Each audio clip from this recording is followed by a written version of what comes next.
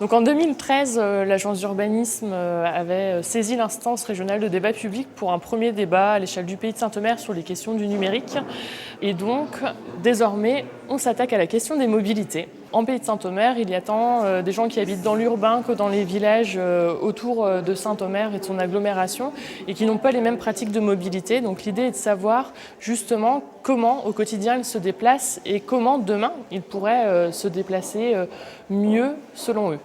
Les habitants, mais plus largement les entrepreneurs, les commerçants, les agriculteurs, les visiteurs aussi du pays de Saint-Omer co-construisent une politique publique à toutes les échelles, que ce soit en se déplaçant à l'intérieur du pays de Saint-Omer, pour sortir du pays de Saint-Omer, pour y rentrer, et que ce soit pour aller à l'école, au travail, faire ses courses ou tout simplement pratiquer ses loisirs.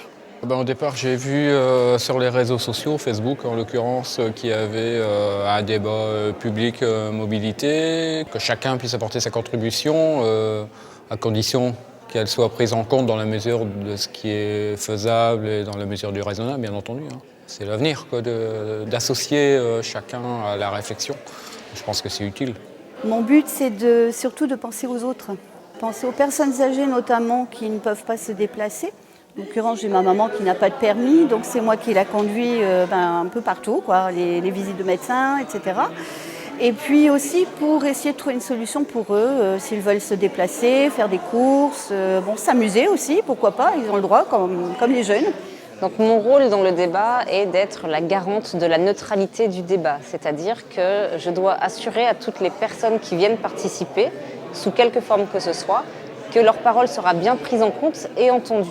Il n'y aura jamais une exhaustivité absolue dans la parole donnée à l'ensemble des personnes du territoire. Néanmoins, on peut s'apercevoir sur ce débat que plusieurs outils sont mis en œuvre et que la multiplicité des outils fait qu'il y aura de plus en plus de mondes différents qui pourront être touchés et donc participer à cette concertation. Très souvent, les meilleurs experts de la problématique, c'est ceux qui le vivent au quotidien. Et très souvent, on a tendance à reprocher ça un peu aux décideurs de penser les choses dans leur coin et de ne pas assez se confronter à la réalité. Donc moi, je trouve que toute initiative qui irait à l'encontre de ça est toujours bonne à prendre. Si je comprends bien, il y a une volonté d'impliquer les gens, y compris dans le processus aval, donc on verra ce que ça donne.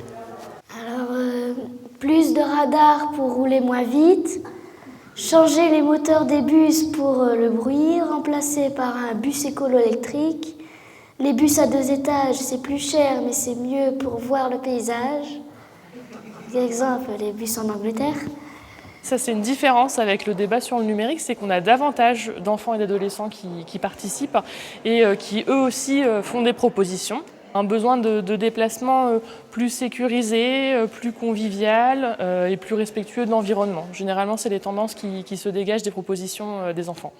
J'ai trouvé ça hyper intéressant en fait, de discuter avec des personnes avec qui on n'aurait pas forcément eu l'occasion de discuter, mis à part ce soir. Et puis aussi de voir qu'on a des points communs sur des difficultés qu'on rencontre au quotidien, qu'on a parfois aussi des points de divergence, mais c'est une façon assez sympa d'en discuter. Ce qu'on peut dégager déjà comme mot principal qui émerge de ces 2 forums, c'est vraiment cette question du vivre ensemble qui oriente toute leur participation sur cette question de mobilité. C'est toutes leurs questions de vie quotidienne qui prennent le dessus finalement.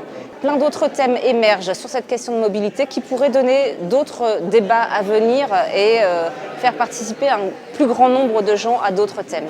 Donc pour toutes les personnes qui souhaitent participer au débat public mobilité Pays de Saint-Omer, c'est encore possible par Facebook, par le site internet ou encore l'adresse email. Et surtout, nous vous donnons rendez-vous le 10 mars à Thérouanne à 18h30 pour le forum de croisement.